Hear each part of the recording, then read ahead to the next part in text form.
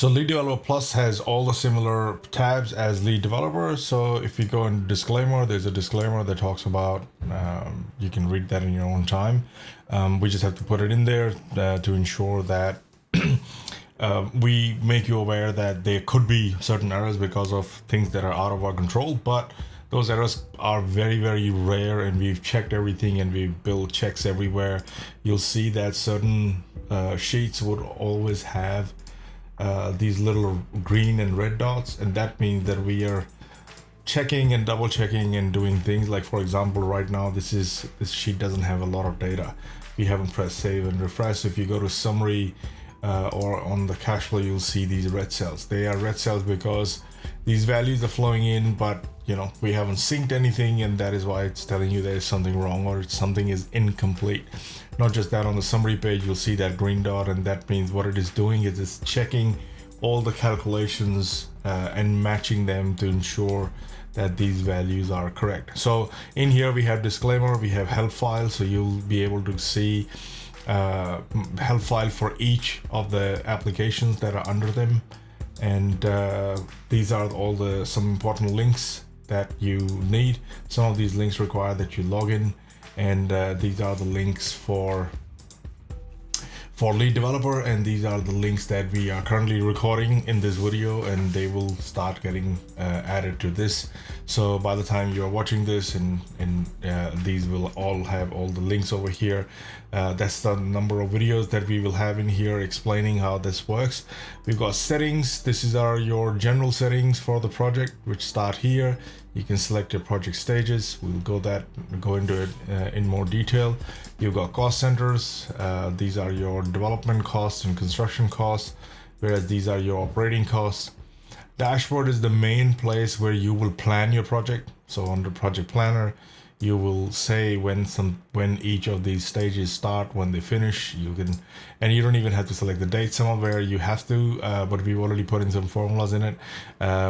The difference is that blue cells are input cells, orange cells are your cells that have a formula in them, but once you change them, which means that you can override them and select a different date. For example, I could click on this and select a date here, and the moment I do that, that formula will stop appearing and this cell will turn blue. And I'll show you as we go. And then this is where you plan your land acquisition, your construction loan. You figure out from the funding table which kind of loaning option, which kind of loan size would you be going with based on your equity available. You'll select the order of funds, how they're going to be utilized from the project. Build to rent assumptions, because this is a build to rent model. Permanent loan takeout assumptions, residential units, commercial units, and so on.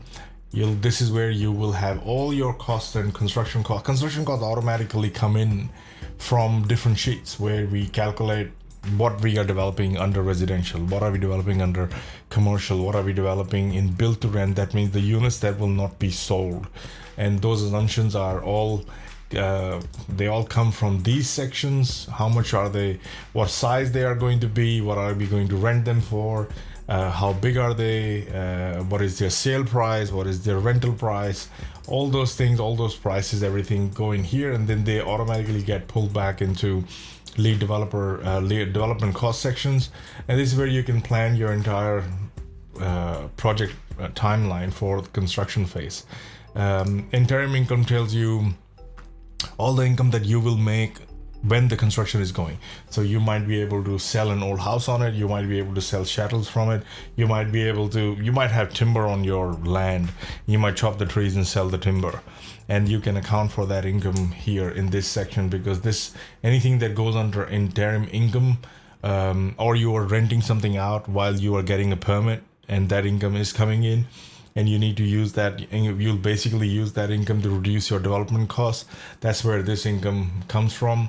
These are again your build to rent units, your resi units, and commercially you might not have these two units at all, and that is fine, no problem. You select all those things here under your dashboard, and you can say no residential units to be sold, and you can select that as no, and then you don't have to worry about these two tabs at all. You can leave them blank.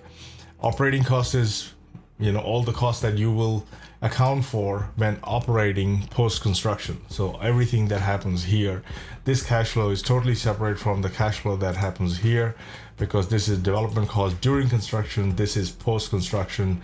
So these two cash flows are totally separate from each other, so much so that even the dates can't overlap, because you can't rent something until you built it.